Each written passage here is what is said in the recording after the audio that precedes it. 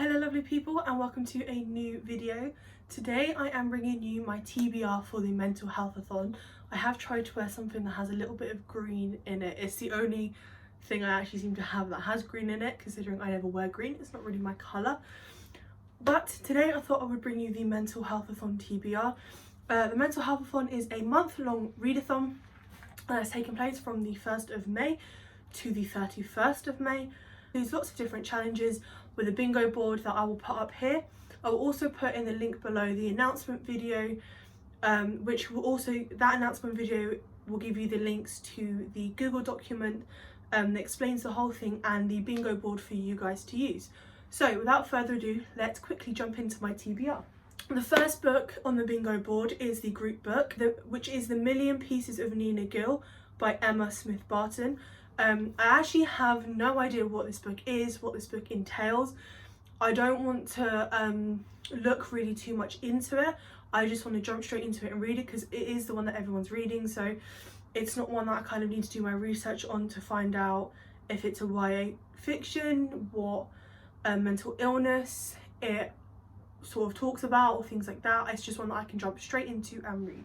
The second square on the bingo board is a host pick. For that I have picked The Stranger on the Bridge by Johnny Benjamin. From that recommendation is from the person that is actually hosting the MentalHealthAthon, which is A Beautiful Case of Books. I will obviously link her book channel down below, as she's the one that also has the announcement video. This book talks about a man's, Johnny himself, his experience with his suicide attempt where he attempts to jump off of Waterloo Bridge, and actually tracking down the person that stopped him from committing the act.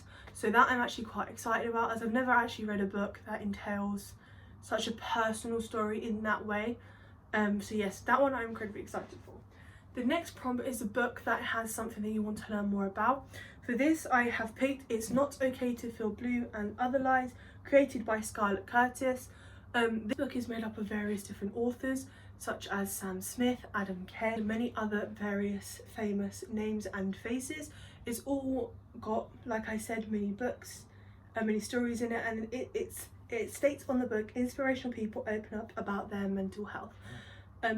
This one I'm quite excited for because it's just loads of different stories, so I'm going to learn loads of different things and actually learn stuff about pretty well-known influential people that I may not have known before, and it all centres around mental health, which obviously is perfect for the MentalHealthAthon.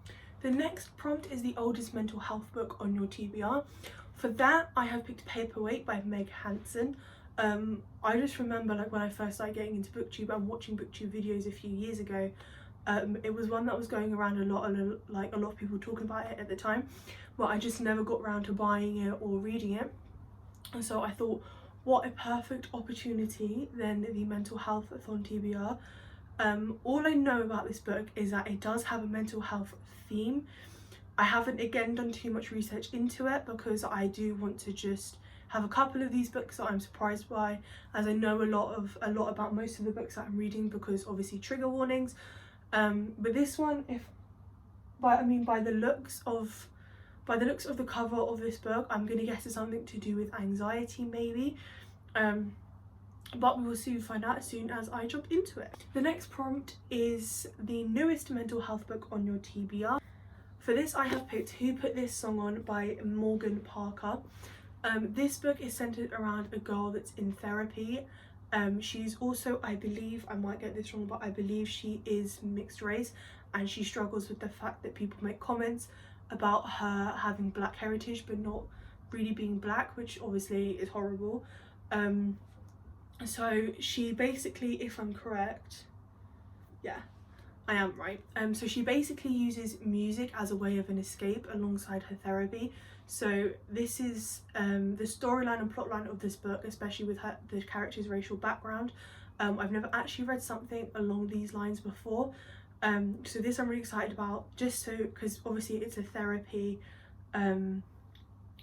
narrative. It comes from a place of a person that's in therapy, so that alone will interest me, but also the fact that I've never read about someone who struggles with this part of their personality and their race is something that's also going to open my eyes, and I'm always keen to learn more when it comes to reading and books and anything that makes the world equal.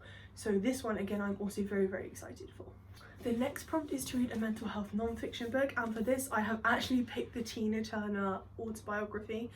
I know a lot of people turn around and be like, oh, what's this got to do with mental health and things like this, but for those of you who don't know, Tina Turner was actually severely, badly abused by her ex-husband Ike Turner.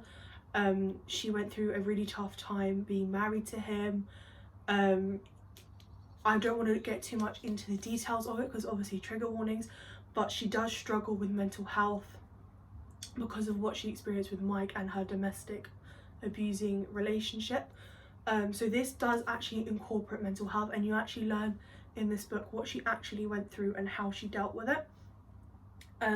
I do have tons and tons and tons of mental health non-fiction books, however they are at my university house in Brighton, and because I have so many of them that I haven't read yet, I really do not want to spend money buying another one when I have so many back at Brighton that are backlogged. So I just thought the best thing I could pick up was this itself. I have also wanted to read this for ages, and again it does incorporate mental health in it, so it does count. The next prompt is a YA mental health book. For this I have picked Turtles All the Way Down by John Green. I have read this book once before already, and I really, really, really did enjoy it. It's not that long, but I really want to reread it again. The character in this book deals with severe OCD and struggles a lot in the book itself, and I actually have a friend that deals with similar things. So when I first read this book, it was great for me because I was learning more about OCD, but it's one that also really moved me, but I also genuinely really enjoyed the book, so I thought this would be a great opportunity to reread it. The final prompt is to read a book with green on the cover, as green is the colour for Mental Health Awareness Month. For this I have chosen Highly Illogical Behaviour by John Corey Whaley. I know this only has the smallest amount of green on the cover, but I couldn't actually find, I mean, I've probably done this really wrong, but I couldn't actually find a book that had a lot of green on the cover, and one that also isn't too big, because I'm trying to read slightly smaller books for this readathon, just simply because of how busy the month of May is for myself. So this book actually follows a character who deals with agoraphobia, which is the fear of going outside, and if my assumptions are right, I'm presuming he's going to go maybe try and attempt to go outside for the first time in a long time, or maybe since he's been diagnosed. So I'm also again incredibly excited to read that book.